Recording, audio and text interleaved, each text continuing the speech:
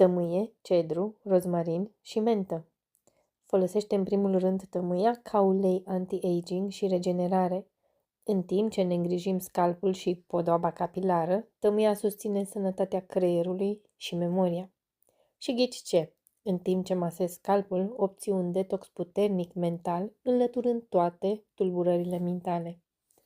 Tămâia ne aduce aminte, pur și simplu, cum să funcționăm perfect.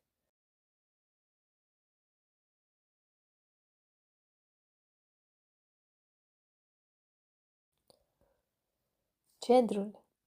Cedrul transmite impulsuri nervoase regiuni implicate în procesarea emoțiilor. Aduce sănătate mentală, dar și fizică.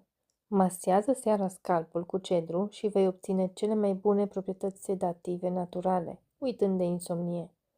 Aroma cedrului influențează eliberarea de serotonină,